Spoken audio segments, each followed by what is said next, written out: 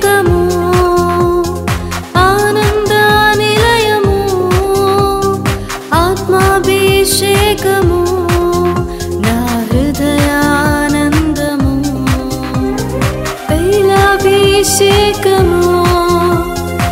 ఆనంద నిలయము ఆత్మాభిషేకము నా హృదయానందము నిలుపుమా నింపుమా నీ త్రోవలో నడుపుమా నిలుపుమా నింపుమా నీ సేవలో నడుపుమా నిలుపుమా నింపుమా నీ అభిషేకం పంపుమా నిలుపుమా నింపుమా నీ అభిషేకం నింపుమా నీ అభిషేకం నిలుపుమా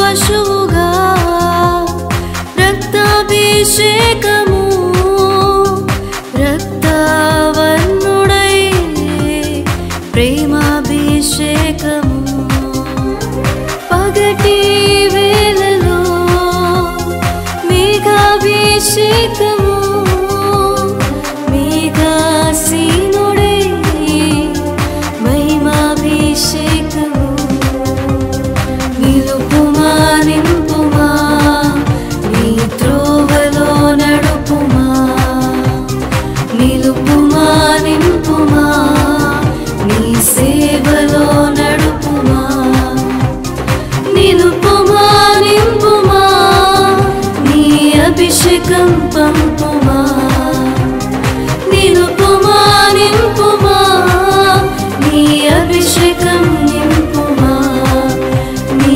అభిషేకం నిలుపుమా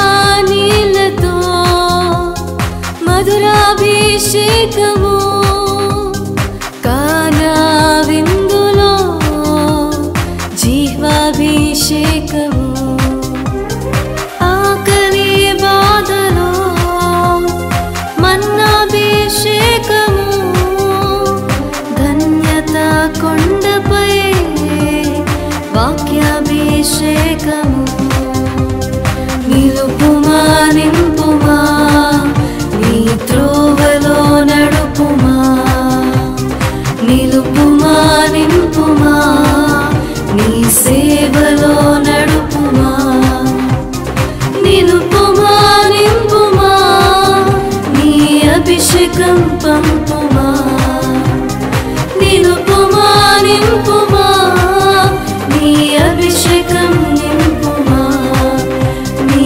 అభిషేకం నిలుపుమా. ఈ రోజున ప్రభును మనం చూడవలసిన వారమై ఉన్నాము. ప్రభు మనల్ని అభిషేకించడానికి వస్తూ ఉన్నారు. ఈ అభిషేక తైలం మన మీద పోయగానే మనం ఏమవ్వాలి అంటే ప్రభువునికి మనం బిడ్డలుగా మారిపోవాలి. ఎందుకంటే ప్రభు అంటున్నారు ఈ అభిషేక తైలము ఎలాంటి అభిషేక తైలము అనేకమైన సంభారములతో సుగంధ సంభారంతో మెల్లవించిన మాది తీసి దంచి తీసిన అభిషేక తైలము సువాసన కలిగిన అభిషేక తైలము. అవునండి, ప్రత్యేకింపబడిన అభిషేక తైలం. అయితే ప్రభువు ఇవన్నీ చెప్పిన తర్వాత అభిషేకాలు అయిన తర్వాత యెహోవా దేవుడు మోషేతో మాట అంటున్నాడు. ఇవన్నీ తయారు చేసిన తర్వాత మోషే గారు అన్నారు, అన్నీ అయిపోయి ప్రభువా మీరు చెప్పినట్లు మేము అన్నీ తయారు చేసేస్తాము. ప్రత్యక్ష గుడారం తయారు చేసేస్తాము, అందులో పెట్టవలసిన గంగాళము, మరి దహన బలిపీఠము, మరి సమకూర బల్ల, దాని మీద పెట్టవలసిన ధూపవేదిక, మరి మరి దీపవృక్షము, మందసము అన్ని తయారు చేసేస్తాం ప్రభు అన్నప్పుడు ఈ 40 అధ్యాయాలకు వచ్చిన ప్రభు అంటున్నారు, వాటన్నింటినీ నువ్వేం చేయాలి? మందిరమును ప్రతిష్ఠ చేసి, ప్రత్యక్ష గుడారాన్ని ప్రతిష్ఠ చేసి, ఆ ప్రతిష్ఠ గుడారములు పెట్టవలసిన వస్తువులు ఆయా స్థానములలో పెట్టి, ఏ వస్తువులు ఎక్కడ పెట్టాలో అక్కడ పెట్టి, అప్పుడు అభిషేక తైలము తీసుకుని వాటన్నింటిని ఏం చేయాలి? అభిషేకించు అన్నాడు. హల్లెలూయా, హల్లెలూయా. ఇప్పుడు ప్రభు ఏం కోరుకున్నారండి? మందిరాన్ని. దేవుడు ప్రత్యక్ష గుడారం అంటే మందిరమే కదా, దాని దిగి వచ్చే మందిరమే కదా. ఇప్పుడు ఆ మందిరాన్ని దేవుడు ఏం కోరుకున్నారంటే అభిషేకించమన్నాడు. అభిషేక తైలము తీసుకుని ప్రత్యక్ష గుడారమును, గుడారము లోపల ప్రతి వస్తువును దేవుడు ఆయా స్థానంలో వాటన్నింటినీ అభిషేకించమన్నాడు దేవుడు. హల్లెలూయా, హల్లెలూయా. ఈ అభిషేకించిన తర్వాత ఈ వస్తువుని ఏది తాకినా కూడా అది పరిశుద్ధమవుతుందని దేవుడు చెప్పాడు. అయితే అభిషేక తైలము అన్యుల మీద కానీ లేక ఇతరుల మీద కానీ వేస్తే వారికి శాపం వస్తుందంట. ఎందుకో తెలుసా? వారు అభిషేక తైలం యొక్క విలువ వారికి తెలియదు కాబట్టి, దాని యొక్క మరి విలువ తెలియదు కాబట్టి వారు ఏం చేస్తారు? దానిని ఒక తేలికగా చూస్తారు. కనుక అలాంటి వారు కానీ ఈ అభిషేక తైలం వారికి పోసినా, ఇలాంటి అభిషేకింపబడిన వస్తువులు వారు తాకినా వారికి ఏంటంటే అండి శాపము కలుగుతుంది. కనుక అలాంటి వాటిని దగ్గరికి రానివ్వద్దని యెహోవా దేవుడే చెప్పాడు. హల్లెలూయా, హల్లెలూయా. అయితే అప్పుడు ప్రతిష్ఠ గుడారములో వారు పాపాల నిమిత్తం బలయ్యారు కాబట్టి దేవుడు చెప్పాడు. కానీ ఈ రోజున మనము బాప్తిస్మ పొంది, బాప్తిస్మ అభిషేకం పొందుకున్న మనమైనా, లేక దేవుడు నిజమైన దేవుడిని తెలుసుకున్న వారే, అంటే రక్షణ లేకుండా ప్రభు జీవముగల దేవుడు నిజమైన దేవుడు అని తెలుసుకుని వచ్చి ఇక్కడ ఎవరైనా ఏకీభవించినా వారందరినీ కూడా దేవుడు అభిషేకిస్తున్నాడు. హల్లెలూయా, హల్లెలూయా. ఎందుకంటే యేసు ప్రభువారు మనందరి నిమిత్తము, మన పాపముల నిమిత్తము బలై ఆయన రక్తాన్ని మన మీద కుమ్మరించారు కాబట్టి, ఆ రక్త దారాల ద్వారా మనం ఏమయ్యాము? దేవుని బిడ్డలుగా మార్చబడ్డాము గనక, క్రీస్తు ప్రేమలోనికి వచ్చాము గనక, క్రీస్తు కృప మన ఎడల ఉంది గనక ఇప్పుడు ఏం చేయొచ్చండి? అందరము అభిషేకము చేయించుకోవచ్చు. హల్లెలూయా, హల్లెలూయా. ఎవరు బాధపడవలసిన అవసరం లేదు. ఎందుకంటే నేను మరి బాప్తిస్మ తీసుకోలేదు, దేవుని బిడ్డను కాదన్న బాధపడవలసిన అవసరం ఎవరికి లేదు. ఎందుకంటే అందరిని దేవుడు సమానముగానే ప్రేమిస్తూ ఉన్నాడు. ఆయనకి భేదం లేదండి. నువ్వు నేనన్న భేదం ఆయనకి లేదు. ఆయనకు అందరూ ఒకటే. కాకపోతే మనము రక్షింపబడ్డాము కాబట్టి, రక్షింపబడిన వారికి ఏముంటుంది అంటే ఇప్పుడే దేవుని రాకడైతే ఆయనతో పాటు వెళ్ళిపోయే ధన్యత ఉంటుంది. హల్లెలూయా. మేఘం ఎక్కే ధన్యత ఉంటుంది. మిగిలిపోయే వరకు ఏముంటుందంటే ఇంకా మారే మనసు, మారే అవకాశం దేవుడు ఇస్తాడు. అయితే ఈ రోజున మనం నమ్మి వచ్చాము కదండి. ఏమని నమ్మొచ్చాము? ప్రభువారు నన్ను అభిషేకిస్తున్నారు, అభిషేక తైలముతో ఈరోజు నన్ను అభిషేకిస్తున్నారని నమ్మి వచ్చావు కాబట్టి నీ నమ్మిక చెప్పిన దేవుడు కార్యం చేయబోతున్నాడు. హల్లెలూయా, హల్లెలూయా, హల్లెలూయా. మీ నమ్మికను బట్టే దేవుడు మిమ్మల్ని అభిషేకింపబోతున్నాడు. హల్లెలూయా, హల్లెలూయా. ఎందుకంటే విశ్వాసము చాలా గొప్పది, నమ్మకము చాలా గొప్పది. అలా నమ్మి వచ్చిన వారు ధన్యులు. హల్లెలూయా. అయితే దేవుడు ఈ రోజున మళ్ళీ అభిషేకిస్తున్నారు. మందిరాన్ని అభిషేకించమన్నారు మోషేకుతో. ఈ రోజున ప్రధాన యాజకుడైన మన యేసు ప్రభువారు అందరికన్నా మరి మన ప్రధాన కాపరి ఎవరండి? యేసు ప్రభువారే కదా. ప్రధాన కాపరిగా మన కొరకు వచ్చారు కదా. ఇప్పుడు ప్రధాన కాపరిగా ఉన్న యేసు ప్రభువారు మనల్ని అభిషేకించబోతూ ఉన్నారు. మనల్ని అంటే ఆయన ఒకటి అన్నాడు. ఏమనంటే మీరే నా మందిరము అన్నారు ఆయన. మీ హృదయమే నా దేవాలయం అన్నారు ఆయన. ఆయన సువార్తల పత్రికల్లోకి వచ్చేటప్పటికి మీరు ఒక్కొక్కరు ఒక్కొక్క దేవాలయంగా ఉన్నారు. ఎవరికి? దేవునికి. అలాగే దేవుడు కూడా ఏమన్నాడంటే దేవుడు మీ మందిరానికి శిరసై ఉన్నారు, మనమందరం ఏమై ఉన్నాము? ఆయనలో అవయవాలై ఉన్నాం. అవునండి, ఒక్కొక్కరు ఒక్కొక్క అవయవమై ఉన్నాం. అయితే ఇలా చూసుకున్న దేవుడు మనం ఏమిటి? అభిషేకింపబడడానికి అర్హులమే. అవునా? దేవుడు మందిరాన్ని అభిషేకించారు కదా, ప్రత్యక్ష గుడాన్ని అభిషేకించమన్నారు కదా. మరి అలా చూసుకున్నప్పుడు మనం మందిరములు కదా, దేవుని యొక్క నివాస స్థలములుగా మనం ఉన్నాము కాబట్టి, లేక ఆయనలో మనం కూడా అవయవములమై ఉన్నాము కాబట్టి ఇప్పుడు దేవుడు కూడా మనల్ని అభిషేకింపబోతున్నారు. హల్లెలూయా, హల్లెలూయా. అంటే ఈ అభిషేక తైలము పొందుకోవడానికి మనము కూడా అర్హులుగా ఉన్నామని దేవుని వాక్యం మీతో మాట్లాడుతుంది. హల్లెలూయా, హల్లెలూయా. ఎందుకంటే మందిరములో ఉన్న ప్రతి వస్తువును దేవుడు అభిషేకించమన్నారు. అయితే దేవుని మందిరంలో ఉన్న మనము ఒక్కొక్క అవయములుగా ఉన్న మనల్ని కూడా ఇప్పుడు దేవుడు ఏం చేయాలండి? అభిషేకిస్తున్నారు. హల్లెలూయా, హల్లెలూయా. ఈ అభిషేక తైలము ద్వారా దేవుడు మనల్ని ఏం చేస్తూ ఉన్నారంటే మనలో ఉన్న సమస్త పాపములు కడిగి వేస్తూ ఉన్నారు. హల్లెలూయా, హల్లెలూయా, హల్లెలూయా. మనలో ఉన్న ప్రతి అనారోగ్యమును దేవుడు తీసివేస్తూ ఉన్నారు. హల్లెలూయా. మీ ప్రతి అవయవమును దేవుడు ఈ అభిషేక తైలము ద్వారా శుద్ధి చేయబోతూ ఉన్నారు. హల్లెలూయా. గట్టిగా హల్లెలూయా చెప్పండి. హల్లెలూయా, హల్లెలూయా. ఎవరైతే ఏ బాధతో వచ్చారో ఒక్కొక్కరికి ఒక్కొక్కమైన బాధలు ఉండొచ్చు. ఒకరి తలపోటు ఉండొచ్చు, ఒక శరీరంలో బాధ ఉండొచ్చు, కడుపు నొప్పులు ఉండొచ్చు. అవునండి, ఒక్కొక్కరికి ఒక్కొక్క విధమైన అనారోగ్యములు ఉండొచ్చు. ఈ రోజున ప్రభువు ఈ అభిషేక తైలం ద్వారా నువ్వు అభిషేకింపబడిన ద్వారా దేవుడు ఏం చేస్తూ ఉన్నారంటే సంపూర్ణ ఆరోగ్యములు మీకు ఇవ్వబోతూ ఉన్నారు. హల్లెలూయా, హల్లెలూయా, హల్లెలూయా. ఎందుకంటే ప్రభువారు కోరుకున్న విధానము అభిషేకించమన్నారు. ఆయన అభిషేక తైలము తీసుకుని ప్రతి వాటిని అభిషేకించమన్నారు. ఆ తర్వాత యాకోబు, నేను చెప్పాను కదా మొదటగా యాకోబు అభిషేకించిన తర్వాత అక్కడ ఆయన ఎక్కడికి వెళ్ళాడు? ఎక్కడికైతే వెళ్ళారో అక్కడ ఆయన దేవుడు ఆశీర్వదించాడు. యాకోబుని చాలా ఆశీర్వదించాడు. 2 భార్యలు ఇచ్చాడు, 11 మంది పిల్లలు ఇచ్చారు, మరి చక్కని ఆస్తి ఇచ్చారు. వాటన్నిటిని పట్టుకుని మరలా యాకోబు బయలుదేరి ఏ స్థలము అంటే బేతేలు దగ్గరకు వచ్చేటప్పటికి అక్కడ దేవుడు మాట్లాడుతున్నాడు యాకోబుతో. ఏమనంటే ఏ స్థలములో నీవు ఇక్కడ ప్రతిష్ఠించావో అక్కడికి నువ్వేం చేసావు? ఆశీర్వదింపబడి వస్తున్నావు గనుక ఇక్కడ దేవుడిని ఏం చేయబోతున్నాడు? నిన్ను నీ సంతానమును దేవుడు యాజకులుగాను రాజులుగాను రాబోయే దినాల్లో ప్రపంచంలో రాజులుగా చేయబోతున్నాను. నేను నీ గర్భవాస పుట్టిన పిల్లలందరినీ నేను ఏం చేస్తున్నాను? ఆశీర్వదిస్తున్నానని మరలా తిరిగి వచ్చిన తర్వాత యాకోబుకు దేవుడు మాట్లాడడం మనం చూస్తున్నాం. యాకోబుని ఇశ్రాయేలుగా మార్చాడు దేవుడు. ఆ ఇశ్రాయేలులోంచి వచ్చిన వారి 12 గోత్రములు ఇశ్రాయేలీలు. అప్పుడు దేవుడు మాట్లాడిన తర్వాత అక్కడ యాకోబు ఏం చేస్తాడో తెలుసా అండి? మరలా అదే స్థలములో మళ్ళీ తైలము పోసి ప్రతిష్ఠించి ఇక్కడ మందిరము, ఇది దేవుని మందిరం అని ప్రతిష్ఠించుకుని అప్పుడు దేవుడు యాకోబు వెళ్ళడం చూస్తున్నాం. అదే వాగ్దానాన్ని దేవుడు మన పట్ల చేయబోతున్నాడు. ఎందుకో తెలుసా? దేవుడు యాకోబుకి ఏ వాగ్దానం చేస్తాడు అంటే నీ గర్భవాస పుట్టిన మీ ప్రజలను నేను యాజకులుగా రాజులుగా చేస్తానన్నాడు. చేశాడా లేదా? రాజులుగా దేవుడు చేస్తాడు. ఆయన గోత్రంలోంచి వచ్చిన మరి దావీదుని దేవుడు రాజుగా చేస్తాడు. హల్లెలూయా. వచ్చాడు లేదా? యోధా గోత్రంలోంచి దావీదు వంశంలో పుట్టి దావీదుని ఏం చేశాడండి? రాజుగా చేస్తాడు. హల్లెలూయా, హల్లెలూయా. మరి లేవి వంశంలోంచి వచ్చిన అహరోనును యాజకుడుగా చేస్తాడు. ఈ రోజున ప్రభు అంటున్నాడు మిమ్ములను కూడా నేను యాజకులుగాను రాజులుగాను చేస్తానని ప్రకటన గ్రంథంలో మాట్లాడుతున్నాడు. మీరు ఏమవుతారు? రాబోయిన తర్వాత, ఎత్తబడిన తర్వాత 1000 ఏండ్ల పాలన మనం ఏమవుతామంటే అండి ఆయన కొరకు యాజకులుగాను రాజులుగాను పరిపాలన చేస్తానని దేవుడు వాగ్దానం చేస్తూ ఉన్నారు. వాగ్దానం చేసిన దేవుడు మరి మనం రాజులుగా యాజకులుగా ఈ లోకంలో మనం వేలాలి అంటే ఈ రోజున మనం ఏం చేయాలి? అభిషేకింపబడాలి. ఎవరి చేత అభిషేకింపబడాలి?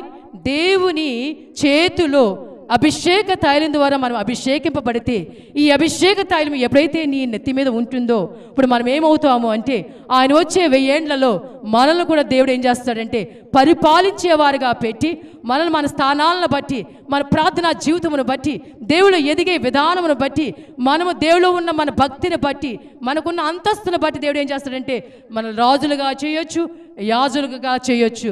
ఏ అంతస్తు దేవుడు మనకి ఇవ్వబోతున్నాడు? మరి దేవుడు మనల్ని అలా ఇవ్వబోతున్నాడంటే ఈ రోజున మనం ఏం చేయబడాలి? అభిషేకింపబడాలి. దేవుని చేతిలో మనం అభిషేకింపబడాలి. దేవుని చేతికి మనము అప్పగించుకోవాలి. దేవుని సన్నిధిలో మనము ప్రార్థింపబడాలి. ఎందుకో తెలుసా? అహరోను మరి మోషేతో దేవుడు చెప్పినట్లు నిత్యము ఏంటి వల్ల దీపము వెలుగుతూ ఉండాలి అని దేవుడు చెప్పాడు. ఈ రోజున మన దీపము కూడా ఎగులుతూ ఉండాలి. ఏంటంటే మన ఆత్మనే దీపము ఏం చేయాలండి? దేవుల్లో నిత్యము వెలుగుతూ ఉండాలి. ఎందుకో తెలుసా? ప్రార్థన అనే దీపము, ఈ తైలము వాక్యం అనే తైలాన్ని మనం పోసుకుని ప్రార్థన అనే దీపాన్ని మనం నిత్యము వెలిగిస్తూ ఉంటే ఆయన సన్నిధిలో మనం వెలుగుతూ ఉంటే ఆయన ఎంత ఆనందిస్తారో కదా ప్రభు, ఎంత ఆనందిస్తారో మనల్ని బట్టి. మనము దేవుణ్ణి ఆనందించేవారుగా ఉండాలా, లేక దేవుని బాధ పెట్టేవారుగా ఉండాలా? మనము దేవుని ఆనందించేవారుగా ఉండాలని దేవుడు కోరుకుంటున్నాడు. హల్లెలూయా, హల్లెలూయా, హల్లెలూయా. అలాగే ఆనందించాలి అంటే మనం ఏం చేయాలి? మన ఆత్మ దీపాన్ని మనం నిత్యము వెలిగించుకుంటూ ఉండాలి. వాక్యం అనే చమురు పోసుకుని ప్రార్థన అనే ఈ దీపాన్ని నిత్యము మనము వెలిగించుకుంటూ ఉంటే ఈ దీపం ఏమవుతుందో తెలుసా? మరి దేవుని రాకడికి వచ్చేటప్పుడు మరి వెలుగుతూ ఉన్న దీపములు ఎత్తబడినట్లు మన దీపం కూడా ఏమవుతుందండి? ఎత్తబడుతుంది. హల్లెలూయా, హల్లెలూయా. అవునా కదా? 12 మంది కన్యకల్లో ఎవరు ఎత్తబడ్డారు? ఎవరి దీపం అయితే వెలుగుతుందో వారు ఎత్తబడ్డారు. మరి మనము అంటే దేవుడు ఉపమానం చెప్పారు. ఏమనంటే 10 దీపములు పట్టుకుని 10 మంది కన్యకల గురించి ఉపమానం చెప్పారు ప్రభు. మరి రాకడ ఎప్పుడు వస్తుందో మనకు తెలియదు కదా. రాకడ ఈరోజు, రేపో లేకపోతే ఇప్పుడో రావచ్చు. ఆ విషయం మనకు తెలియనప్పుడు మరి దీపాలు పట్టుకుని మనం ఎలా ఉంటాం? అవునండి. అక్కడంటే దీపము అని దేవుడు సాదృశ్యంగా మనకు చూపించారు. ఈ దీపాలు పట్టుకుని ఉంటామా? దీపం అంటే ఏంటంటే మన ఆత్మదీపమే. మనమే ఒక దీపము, మన ఆత్మే ఒక దీపము. ఈ ఆత్మదీపాన్ని నిత్యము ఏం చేయాలి? మనము వెలిగిస్తూ ఉండాలి, వెలిగించుకుంటూ ఉండాలి, ఆరిపోకుండా చూసుకోవాలి. అహరోనుతో దేవుడు ఏమన్నాడు? నిత్యము ఆ దీపవృక్షము వెలుగుతూ ఉండాలి, దాన్ని సవరిస్తూ ఉండాలి, ఉదయ సాయంకాలం సవరించాలి, దానిలో తైలము పోయాలి, ఏది తక్కువ కాకుండా చూడాలి. అవునా? అదే విషయాన్ని దేవుడు మనతో మాట్లాడుతున్నాడు. ఏమంటే, అమ్మా నా బిడ్డ, నీ ఆత్మనే దీపాన్ని నువ్వేం చేయాలి? వెలిగించుకుంటూ ఉండాలి. వాక్యం తక్కువైపోతుంది అనుకో, ఈ వాక్యం అనే చమురుని ఏమి చేయాలి? వేసుకుంటూ ఉండి, చమురైపోతున్నప్పుడు ఈ వాక్యాన్ని వేసుకుంటూ ఉండి, ఈ ప్రార్థన అనే దీపాన్ని మనం వెలిగించుకోవాలని ప్రభు మాట్లాడుతున్నారు. చేస్తాము కదా, చెయ్యాలి కదా. చేస్తారా లేదా? చెయ్యాలి. ఎందుకంటే నిత్యము ఎవరికి వారే సిద్ధపడాలండి. ఎవరికి వారే ఏమవ్వాలి?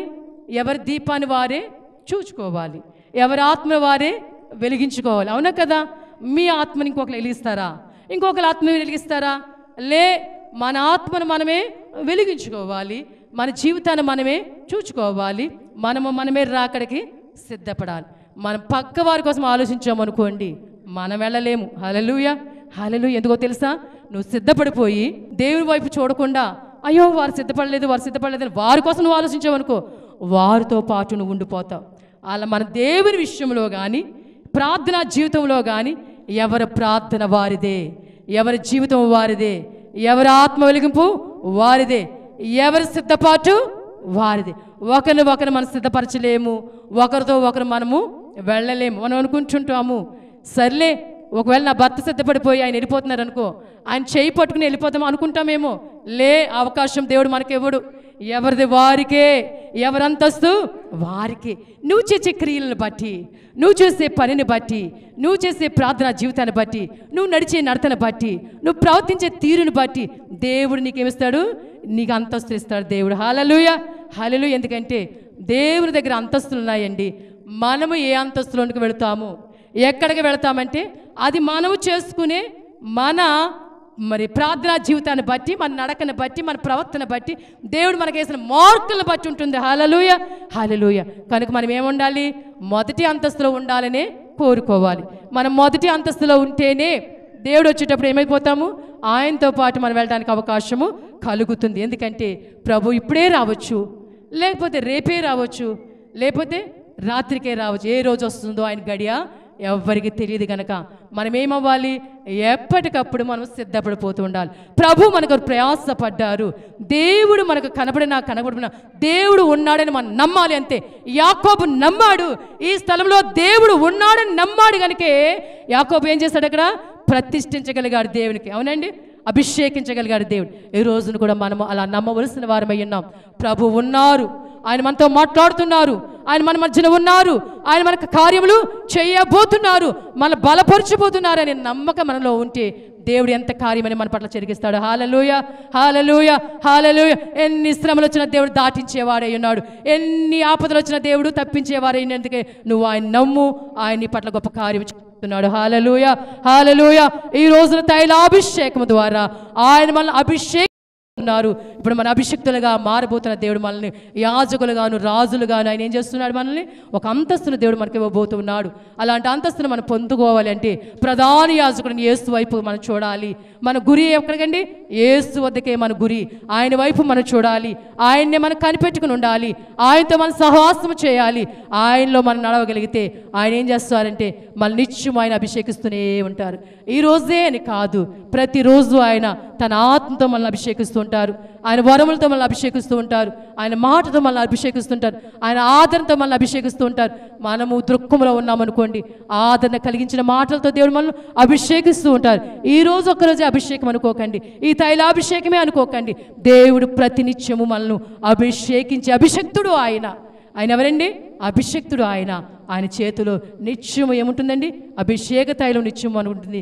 ఆయన మన కన్నీటిని తుడిచే దేవుడు, మన అక్కలు తీర్చే దేవుడు, మన మొర వినే దేవుడు, మన లాలించే దేవుడు, పాలించే దేవుడు, మన పట్ల గొప్ప కార్యములు చేసే దేవుడు ఆయన. కనుక ఆయన మన నిత్యము ఆయనను మన హృదయంలో పెట్టుకుని ఈ హృదయమైన దీపాన్ని నిత్యం మనం వెలిగించుకుంటూ ఆయనలో మనం సాగితే ఆయన ఏం చేస్తారండి? ప్రతిరోజు మనల్ని అభిషేకిస్తూ ఉంటాడు. ఆయన అభిషేకిస్తూ ఉంటాడు. హల్లెలూయా, హల్లెలూయా. అభిషేకం చాలా గొప్పది కదా. అభిషేకం అంటే అందరికీ వస్తుందండి? అది ప్రతి వారికి దొరికేదా అభిషేకం? లేదు. అది చాలా దేవుడు కోరుకుని ప్రేమిస్తేనే కానీ అభిషేకం ఎవరికి దొరకదు. గనక ఈ రోజున మిమ్మల్ని అందరినీ దేవుడు కోరుకున్నాడు, మిమ్మల్ని అందరినీ దేవుడు ప్రేమించారు. కనుకే ఈ రోజున ఏం చేస్తున్నారండి? మిమ్మల్ని అందరినీ దేవుడు ఆయన సన్నిధికి తీసుకుని వచ్చారు. హల్లెలూయా, హల్లెలూయా. ఆయన అభిషేకింపబోతున్నారు. యాజకుని రూపంలో ఉండి యాజకుని చేత ఆయన మనల్ని అభిషేకిస్తూ ఉండగా మనం ఏం చేయాలి? ప్రభువా, నీ అభిషేక తైలమును నా మీద వేస్తూ ఉండగా నన్ను అభిషేకిస్తున్న తండ్రి, నన్ను దీవిస్తున్న తండ్రి, నాకు ఏమి చేదోస్తున్నారో, నా బ్రతుకులు ఏమి చేదోస్తున్నారో మీరు చెయ్యండి ప్రభు అని మనము అభిషేక తైలము ద్వారా మనం అభిషేకించబడుతున్నప్పుడు మనం ఏం చేయాలి? దేవుని ప్రార్థన చేసుకోవాలి. ఇంత ధన్యత నాకు ఇచ్చిన తండ్రి నీకు వందనాలు. యాకోబు నిన్ను అభిషేకించాడు. ఆ స్త్రీ, పాపాత్మ స్త్రీ నిన్ను అభిషేకించింది. ప్రతిష్ఠ గురాడారని దేవుడు అభిషేకించుకున్నాడు. అహరోను యాజకుడు దేవుడు అభిషేకించుకున్నాడు. అంత అంతస్తులోనికి నన్ను నడిపించుకుని ప్రభువా, ఎందుకు పనికి రాని నన్ను, ఎందుకు చేత కాని నన్ను, ఎందుకు నేను కొనరాని నన్ను ఏం చేస్తున్నావు? నువ్వు కోరుకుని ప్రేమించి ఈరోజు నన్ను అభిషేకిస్తున్నావు తండ్రి. నేను ఎంత ధన్యురాలు ప్రభువా అని మనం ఏం చేయాలండి? మనసులో దేవుణ్ణి స్తుతించుకోవాలి. అవునండి. ప్రపంచంలో ఎంతోమంది ఉన్నారు, లేక ఈ గ్రామంలో ఎంతోమంది ఉన్నారు. ఎవరికి లేని అవకాశం దేవుడు ఈ రోజున మనకి ఇచ్చాడు. అవునా? ఎవరికి లేని అవకాశం దేవుడు మనకి ఇస్తూ ఉన్నాడు. కనుక అభిషేకాన్ని మనం ఏం చేయాలంటే చాలా గౌరవించుకోవాలి, చాలా ఉన్నతంగా ఆలోచించాలి. ఈ అభిషేక తైలం ద్వారా దేవుడు నన్ను తాకుతున్నారని ఎవరు అనుకుంటారో దేవుడు వారినే తాకుతారు. అవునండి. అభిషేక తైలం నీ మీద పోయబడుచుండగా నీవేమైపోతున్నావు? దేవునికి అభిషక్తురాలుగా మారిపోతున్నావు. గనక ప్రభు నువ్వు ఎంతైనా స్తుతించు, కన్నీటితో దేవుని స్తుతించు. ప్రభువా, ఈ సమయం నాకు ఇచ్చావా? ప్రభు ఈ ధన్యత నాకు ఇచ్చావా? ప్రభు ఈ అవకాశం నాకు ఇచ్చావా? ఎవరికి లేని గొప్ప అవకాశం నాకు ఇచ్చిన తండ్రి నీకు స్తోత్రములు, స్తోత్రమని దేవుని స్తుతించండి అమ్మ. స్తుతిస్తే స్తుతి ద్వారా నీ బ్రతుకును దేవుడు మార్చేస్తాడు. స్తుతి ద్వారా మీ జీవితాలు దేవుడు మార్చేస్తాడు. మీ పరిస్థితులు దేవుడు మార్చేస్తాడు. ఆయన నిన్ను కోరుకున్నాడు. కనుకే ఈరోజు నీవు ఆయన చెంతకు రాగలిగావు. అవునా? ఆ రోజు దేవుడు అహరోను దేవుడు అభిషేకించుకుని అభిషేక తైలం ద్వారా అభిషేకించు అని యాజకత్వానికి దేవుడు వాడుకున్నాడు. లేవి వంశం. ఈ రోజున దేవుడు మన యాజకులను కోరుకుని యాజకులను దేవుడు అభిషేకించుకుని మన మందిరానికి, మన సంఘానికి ఆయన ఏం చేశారండి? ఒక యాజకునిగా దేవుడు మనకి అందించారు. అంతకన్నా గొప్ప స్థితి మనకి ఏమైనా ఉంటుందా? ఇప్పుడు ఆ యాజకుని దేవుడు ప్రేమించి, అంతే కదా, దేవుని మందిరములు యాజకత్వం చేసిన యాజకులు ఎంత గొప్పవారు. ఎందుకంటే యాజకులు దేవుడు ప్రత్యేకించుకున్నాడు, ఆయన ప్రత్యేకపరుచుకున్నారు. ఆ యాజకుల ద్వారా దేవుడు మనల్ని ఏం చేయబోతున్నారండి? ఈ రోజున అభిషేకింపబోతున్నారు. హల్లెలూయా. ఆయన హస్తంలో దేవుని హస్తం ఉంటుంది. తైలమని మీరు చూడొద్దు, అది ఇది మామూలుగా తైలమని మీరు భావించకండి, అది దేవుని రక్తము. హల్లెలూయా, హల్లెలూయా. సుగంధ సంభారంతో మేళవించిన దేవుని రక్తము తైలముగా నీ మీద పోయబడుతుంది. హల్లెలూయా.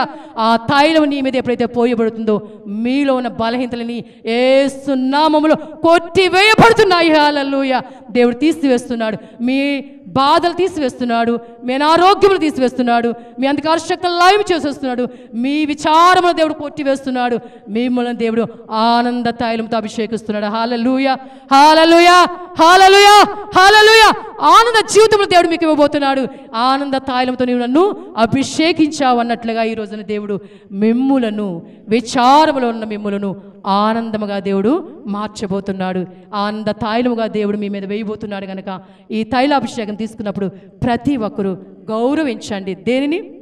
దేవుని గౌరవించండి. దేవుని యొక్క అభిషేక తైలమును గౌరవించండి. యాజకులను గౌరవించండి. అది గౌరవపూర్వకంగా, మర్యాదపూర్వకంగా మనస్సులో కృతజ్ఞతలు చెప్పుకుంటూ కండ్లు మూసుకుని తైలాభిషేకం చేయించుకోండి.